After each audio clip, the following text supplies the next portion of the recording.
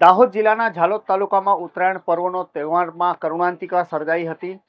ઝાલોદ તાલુકામાં બે અલગ અલગ જગ્યાએ ગમખ્વાર માર્ગ અકસ્માતના બનાવોમાં કરુણાંતિકા સર્જાઈ હતી, જેમાં 6 લોકોના મૃત્યુ થયા હોવાના અહેવાલ અમને પ્રાપ્ત થઈ રહ્યા છે।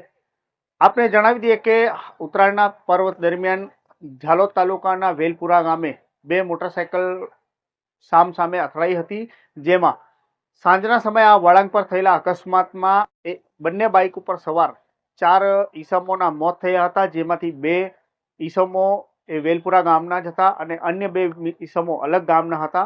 જ્યારે બીજો એક બનાવ તાલુકાના ધાવડિયા ખાતે થયો હતો। જૂની આરટીઓ ચેકપોસ્ટ પાસે દાહોદના કૃષ્ણકુંજ સોસાયટીમાં કેતનભાઈ બારિયા પોતાની પત્ની તેમજ બાળકો જોડે તેમના સાસરીમાં ઝાલોદ મુકામે ઉત્તરાયણનો તહેવાર મનાવવા ગયા હતા, જ્યાં તેમના કાકા સસરા અને કુટુંબી શાળાને લઈ તેઓ દાવડિયા ખાતે જઈ રહ્યા હતા। ત્યારે રસ્તામાં આ તસવીરમાં દેખાઈ રહી છે ઇકો ગાડીએ તેમને જોશભેર ટક્કર મારી હતી, જેમાં દાહોદના કેતનભાઈ બારિયાનું માથાના ભાગે ઈજાઓ પહોંચતા તેમનું મોત થયું હતું। જ્યારે તેમના કુટુંબી